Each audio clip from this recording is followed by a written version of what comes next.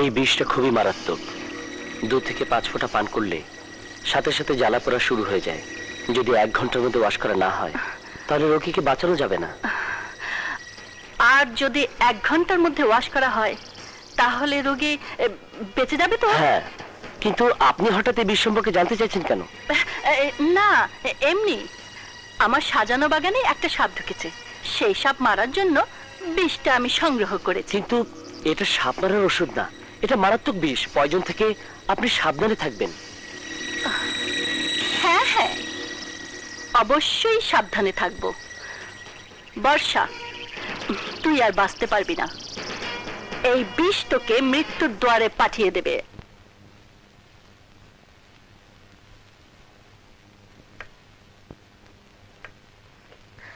Ruby, তোমার সব কথা আমি রাখবো যদি তুমি আমার একটি কথা রাখো। কি কথা ভাবি? তুমি আজ থেকে আর এ বাড়ির বাইরে যেতে পারবে না। কিন্তু ভাবি, তোমার কোনো কথাই আমি শুনবো না। এখন থেকে আমার কথাই তোমাকে শুনতে হবে, কারণ আমি এ বাড়ির বউ। বউ? গায়ে মানে না আপনি মোড়ল। এখন তোকে ওর কথা শুনতে হবে, আমাকে ওর কথা শুনতে হবে, তোর বাপকে ওর কথা শুনতে হবে। এসব আপনি কি বলছেন মা? খবরদার, তুমি আমাকে মা বলবে না। আর একটি কথা মন দিয়ে শুনে রাখো, শ্বশুর বাড়িতে বউ যতটুকু অধিকার নিয়ে থাকে ঠিক ততটুকু অধিকার খাটাতে চেষ্টা করবে, তার বেশি নয়। রুবি আমার মেয়ে, ওকে শাসন করতে হয় আমি করব। তুমি তোমার ওই ময়লা নাক গলাবে না। নাক যখন আছে তখন গলার সুযোগ পেলেই গলে যাবে, এতে আমার কোনো দোষ নেই। যা দোষ ওই নাকের। কোনো অন্যায় অবিচারের গন্ধ নাকে ঢুকলেই নাকটা বাঁকা হয়ে যায়। তবে হ্যাঁ, আবার স্নেহ আদর পেলেও নাকের মাথা নিচু হয়ে যায় যদি আপনি আমাকে আপনার মেয়ের মতো বুকে টেনে নেন। এই বুকটা রিতার জন্য খালি পড়ে আছে, তোর মতো ছোট লোকের জন্য নয়। মা, আমি ছোট লোক নই। তুই ছোট লোক, তোর 14 গোষ্ঠী ছোট লোক। মা, আর একবার যদি ওই কথা বলেন তাহলে তুমি আমাকে মারবে? মারো মারো। হায় আল্লাহ, কোথায় এসে আমি পড়লাম? বাইরে কোথায় গিয়েছিল জিজ্ঞেস করতেই আমাকে মারতে চায়। সজীব, বাবা সজীব, আমাকে বাড়ি থেকে দূরে কোথাও দিয়ে আয়, আমি আর এখানে থাকবো না। কি হয়েছে মা? বাসায় এসে দেখি তোর বউ বাড়িতে নেই। আমি জিজ্ঞেস করি কোথায় গিয়েছিলে, এটাই নাকি আমার অন্যায় হয়েছে, তাই আমাকে মারতে চাইছে। আপনার সাথে আমার কথা বলতে রুচিতে বাঁধে, ঘৃণা হয়। আপনি মা না, আপনি মা জাতের কলঙ্ক।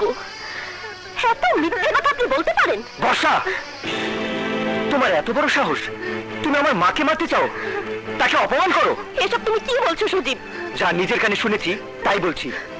তুমি কোথায় গিয়েছিলে মা তা জিজ্ঞেস করতে পারেন না? তার জন্য মাকে তুমি... ভাইয়া, খবরদার রবি, আমাদের মাঝে তুই কোনো কথা বলতে আসবি না। বর্ষা, তুমি এক্ষুনি মায়ের পা ধরে ক্ষমা চাও, ক্ষমা চাও। না না সজীব, ও না হয় ভুল করেই ফেলেছে, ওকে ক্ষমা চাইতে হবে না, আমি ওকে ক্ষমা করে দিয়েছি। বৌমা, তুমি সজীবকে নিয়ে ঘরে যাও, ওর মাথাটা ঠান্ডা করো, যাও।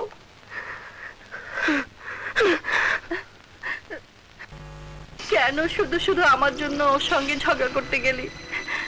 এখন আমার কপালে কত দুর্ভোগ আছে কে জানে। সজীব, যা বাবা, ওকে শান্ত কর, যা বাবা যা, নইলে আমাকে মেরে ফেলবে।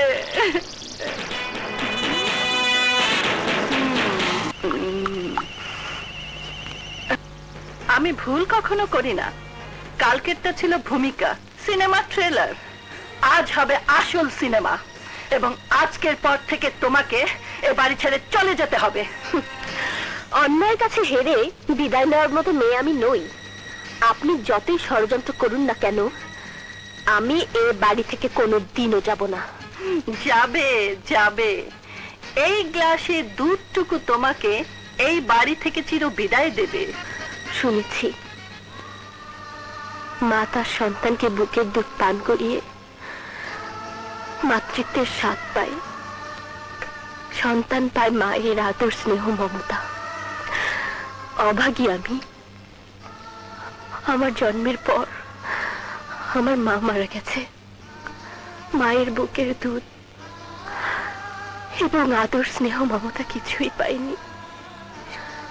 স্বপ্ন দেখতাম শাশুড়িকে মা ডেকে তার বুকে জড়িয়ে থেকে আদর স্নেহ মমতায় নিজেকে ভরিয়ে নেব,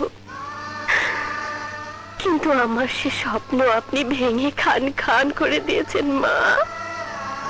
মা, আমি যদি কোনো অপরাধ করে থাকি তাহলে আমাকে শাস্তি দিন, কিন্তু আপনার বুকের স্নেহ মমতা থেকে আপনি আমাকে বঞ্চিত করবেন না।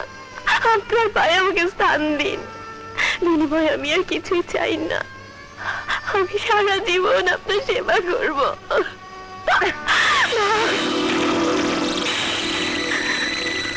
না, তোর স্থান এই বাড়িতে হবে না। আজই হবে তোর এই বাড়িতে শেষ দিন।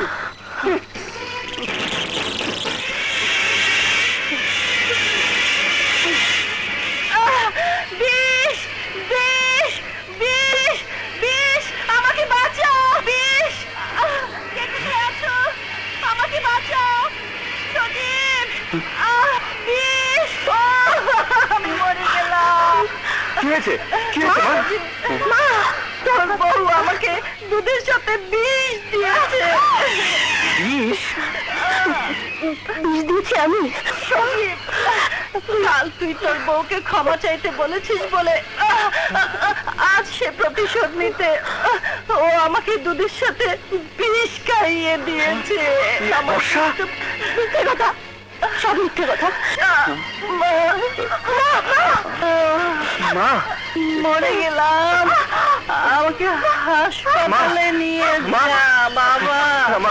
হাসপাতাল। আব্দুল, আব্দুল ড্রাইভারকে গাড়ি বের করতে বল, জলদি। মা,